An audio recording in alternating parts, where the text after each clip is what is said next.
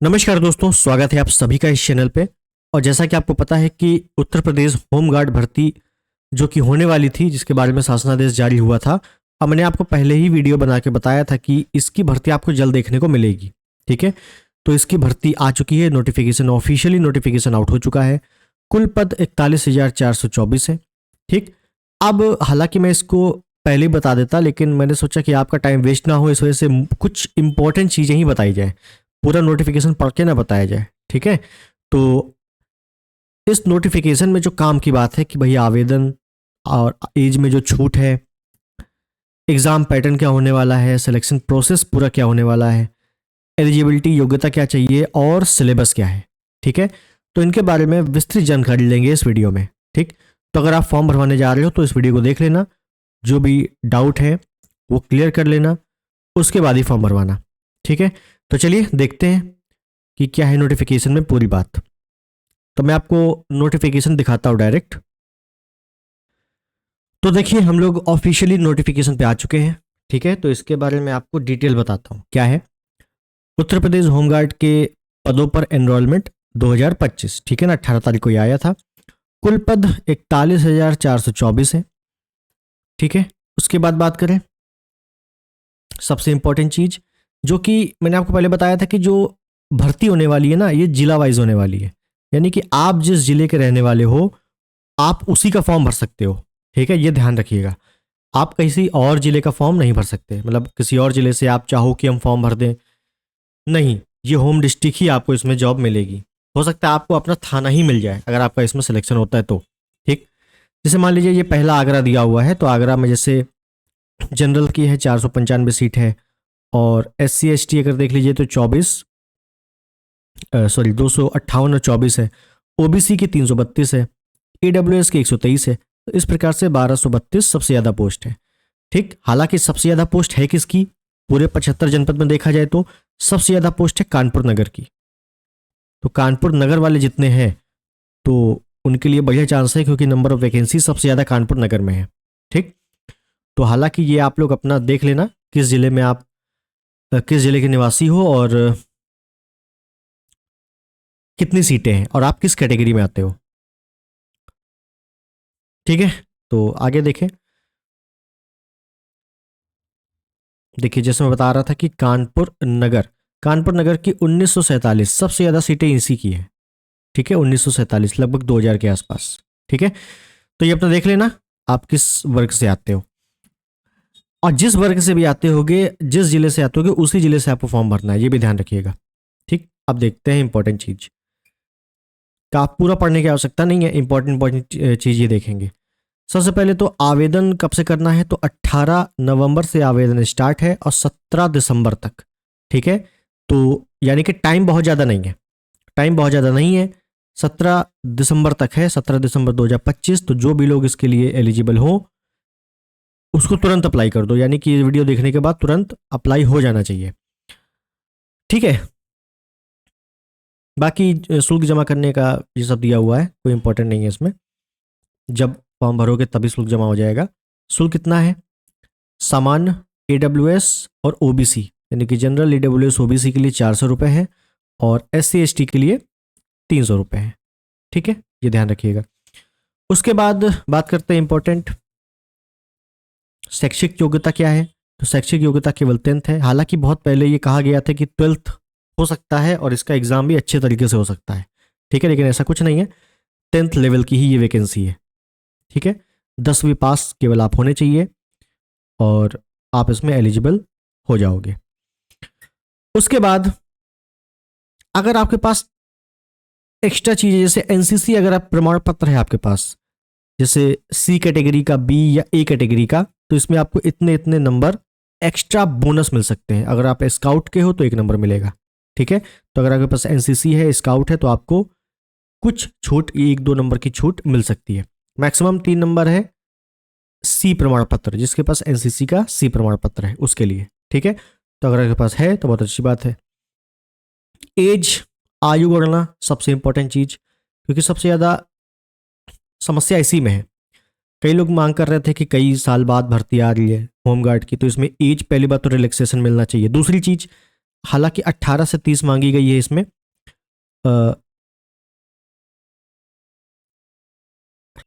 तो इसमें यह भी कहना था कि 18 से इसमें 35 करनी चाहिए या 40 करनी चाहिए।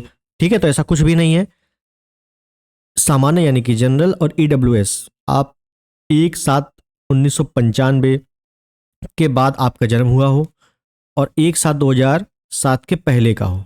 ठीक है, अगर आप इस कैटेगरी के बीच में आप की डेट ऑफ बर्थ है तो आप इसमें अप्लाई कर सकते हो।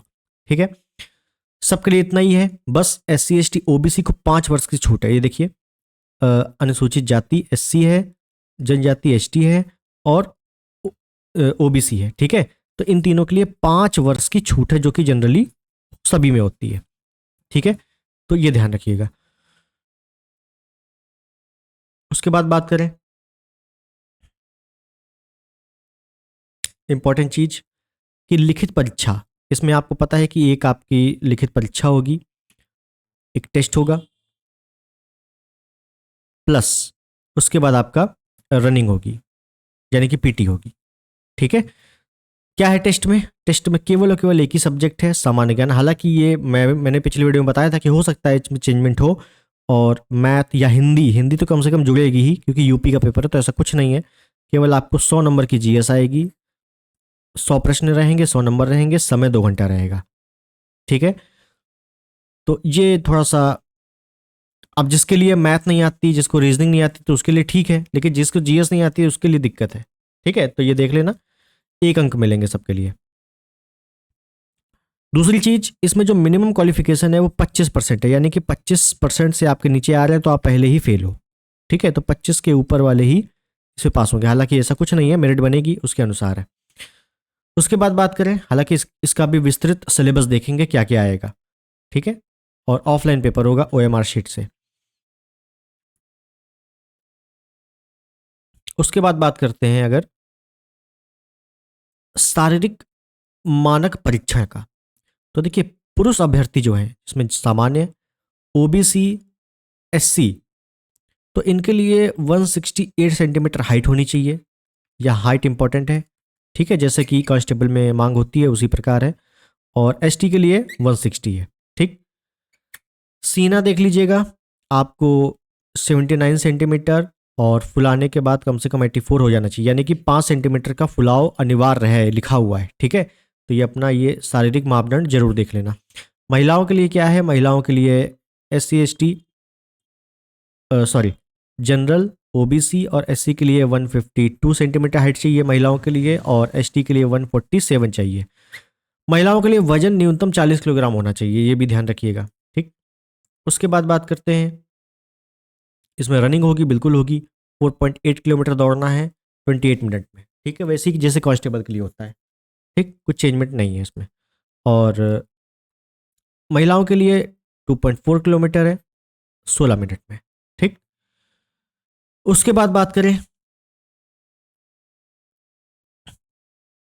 बाकी तो आपके लिए इंपॉर्टेंट नहीं है। एक चीज और ध्यान दीजिएगा कि अगर आपके पास प्रमाण पत्र, जाति प्रमाण पत्र, आय, जाति, निवास वगैरह नहीं है तो उसको आप बनवा लीजिए। अगर आपके पास है तो बहुत अच्छी बात है। ठीक है, जैसे इसमें लिखा हुआ है कि OBC के लिए 1/4/2025 के बाद का होना चाहिए। कब से? 1/4/2025 से आवेदन की अंतिम तिथि तक आपके पास OBC प्रमाण पत्र होना चाहिए। तो अगर आपके पास है तो अच्छी बात है, नहीं है तो बनवा लीजिए, पुराना है तो बनवा लीजिए। ठीक, बाकी OBC के लिए और EWS के लिए सेम है। ठीक है ना, 1/4/2025 के बाद का होना चाहिए। ठीक, उसके बाद बात करते हैं इंपॉर्टेंट चीज,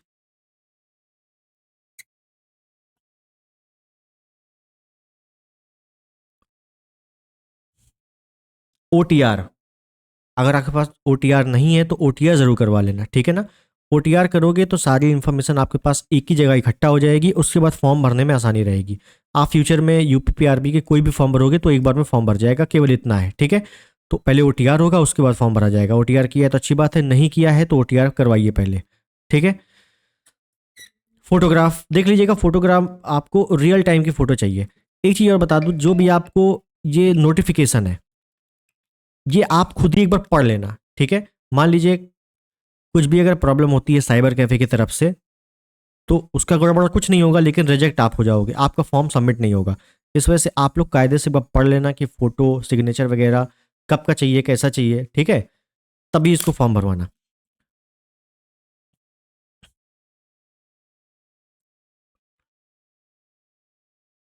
उसके बाद बात करते हैं इंपॉर्टेंट चीज़।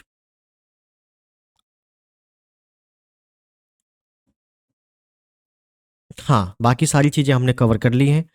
अब मेन इंपॉर्टेंट है कि सिलेबस क्या रहने वाला है। ठीक है, तो सिलेबस देख लीजिए। सामान्य ज्ञान रहेगा, 100 प्रश्न रहेंगे, 100 अंक के, 2 घंटे का समय रहेगा। ठीक है, अब क्या क्या पूछा जाएगा, तो देखिए सभी चीज़ें हैं, जीएस में जितना आता है सभी कुछ है।